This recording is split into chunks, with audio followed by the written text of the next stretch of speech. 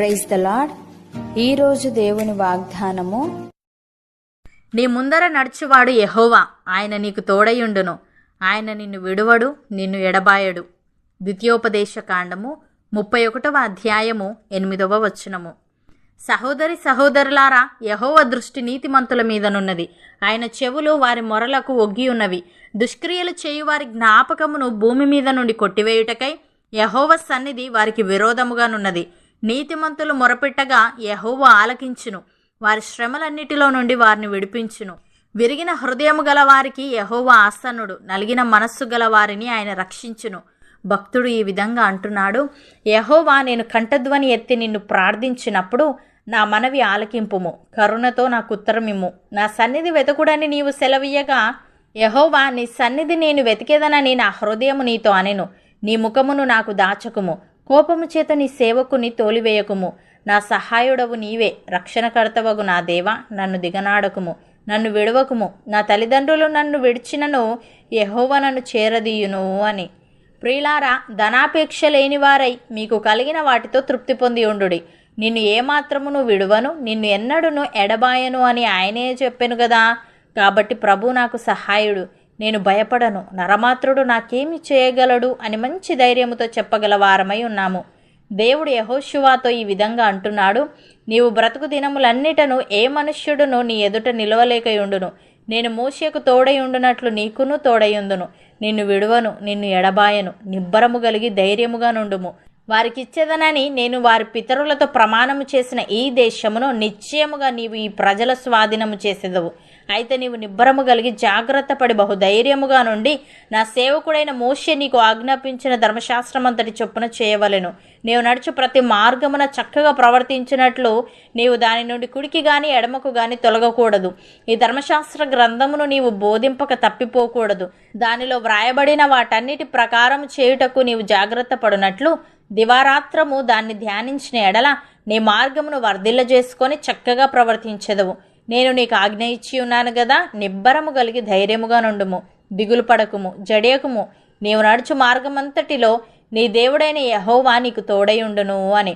ప్రియులారా, ఒకని నడత యెహోవా చేతనే స్థిరపరచబడును, వాని ప్రవర్తన చూచి ఆయన ఆనందించును. యెహోవా అతని చెయ్యి పట్టుకొని ఉన్నాడు గనుక అతడు నేలను పడినను లేవలేకయుండడు. నేను చిన్నవాడనై ఉంటిని, ఇప్పుడు ముసలివాడనై ఉన్నాను. అయినను నీతిమంతులు విడవబడుట గాని వారి సంతానము భిక్షమెత్తుట గాని నేను చూచి ఉండలేదు. దినమెల్లా వారు దయాలురై అప్పు ఇచ్చుచుందురు, వారి సంతానపు వారు ఆశీర్వదింపబడుదురు. అపోస్తలుడైన పౌలు కొరంతీలకు వ్రాస్తూ ఈ విధంగా అంటున్నాడు, ఎటుబోయినను శ్రమపడుచున్నను ఇరికింపబడు వారము కాము, అపాయములోనున్నను కేవలము ఉపాయము లేని వారము కాము, తరమబడుచున్నను దిక్కులేని వారము కాము, పడద్రోయబడినను నశించు వారము కాము. యేసు యొక్క జీవము మా శరీరమందు ప్రత్యక్షపరచబడుటకై యేసు యొక్క మరణానుభవమును మా శరీరమందు ఎల్లప్పుడూ వహించుకొని పోవచ్చున్నాము. ఏలయనగా యేసు యొక్క జీవము కూడా మా మర్త్య శరీరమునందు ప్రత్యక్షపరచబడినట్లు సజీవులమైన మేము ఎల్లప్పుడూ యేసు నిమిత్తము మరణమునకు అప్పగింపబడుచున్నాము. కావున మాలో మరణమును మీలో జీవమును కార్యసాధకమగుచున్నవి అని. సహోదరి సహోదరులారా, దేవుణ్ణి ప్రేమించు వారికి అనగా ఆయన సంకల్పము చొప్పున పిలువబడిన వారికి మేలు కలుగుటకై సమస్తమును సమకూడి జరుగుచున్నవని ఎరుగుదుము. ఎందుకనగా తన కుమారుడు అనేక సహోదరులలో జ్యేష్ఠుడగునట్లు దేవుడు ఎవరిని ముందు ఎరిగెనో వారు తన కుమారునితో సారూప్యము గలవారవుటకు వారిని ముందుగా నిర్ణయించెను. మరియు ఎవరిని ముందుగా నిర్ణయించెనో వారిని పిలిచెను, ఎవరిని పిలిచెనో వారిని నీతిమంతులుగా తీర్చెను, ఎవరిని నీతిమంతులుగా తీర్చెనో వారిని మహిమపరచెను. ఇట్లుండగా ఏమందుము, దేవుడు మన పక్షమున నుండగా మనకు విరోధి ఎవడు? తన సొంత కుమారుణ్ణి అనుగ్రహించుటకు వెనుక తీయక మన అందరి కొరకు ఆయనను అప్పగించినవాడు ఆయనతో పాటు సమస్తమును మనకెందుకు అనుగ్రహింపడు? దేవుని చేత ఏర్పరచబడిన వారి మీద నేరము మోపువాడెవడు?